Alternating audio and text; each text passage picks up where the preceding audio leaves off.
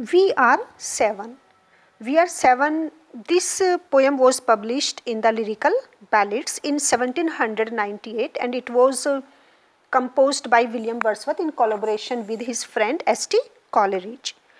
In this poem, William Wordsworth, he talks to a simple, a very innocent cottage girl and whose one brother and a sister were dead. In counting members of her family, the little child, okay, the little girl, she counts them too, means she also counts the dead brother and a sister. So that makes the poet very confused, it puzzles him and it shows the simplicity of the child, the innocence of the child. So the very first stanza of this poem, A Simple Child, it is actually a concise of the whole poem. It is a proper introduction to the story because the story will begin in the next stanzas. Okay, so the very first stanza is the, we can say, is an introduction of the whole poem. It is a concise of the poem.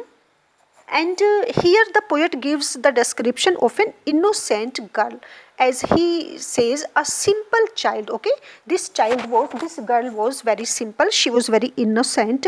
And why we say that she was very innocent, as I have told you, because the child, she was unaware of the death.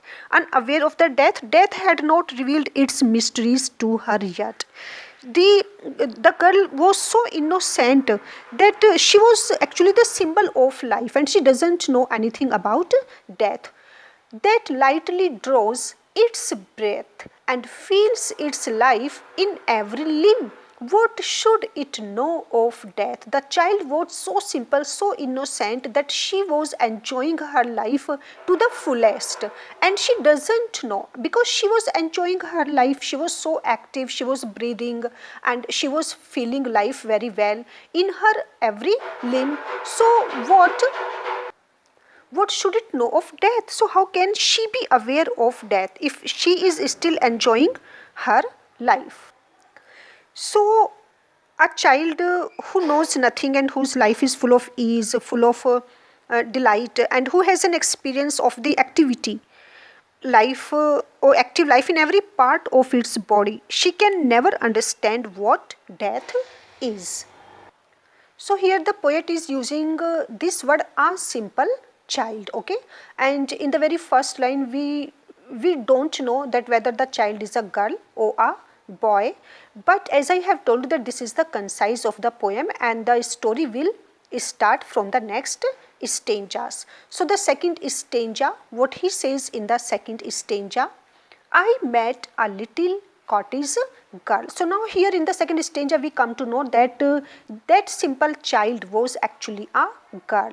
I met. So now the story starts from the second stanza and William Wordsworth, I met a little cottage girl. So he meets whom? He meets a girl and she was very little.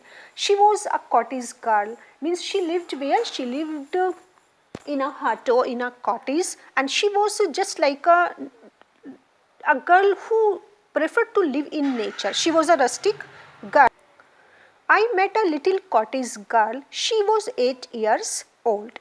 Now, in the second stanza, we come to know that the poet, he describes the age. Okay, first of all, he describes the age and the hair.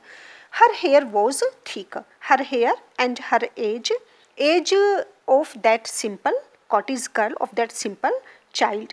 And now, the poet William Wordsworth, he makes a lot of questions and then he comes to know that the age was of that child was only 8 years, means she was only 8 years old. While talking, she told her age to the poet, and her hair was thick with many a curl, and her hair was curly, her hair was thick, that clustered round her head. That clustered, that is gathered, this means that her hair was uncombed. Okay, there was her hair was not combed, that clustered round her head, and that her hair was coming to her head. So here we find the natural beauty is appreciated by the poet William Wordsworth, and it is also clear here that the girl is a rustic girl. So here we find a visual picture of the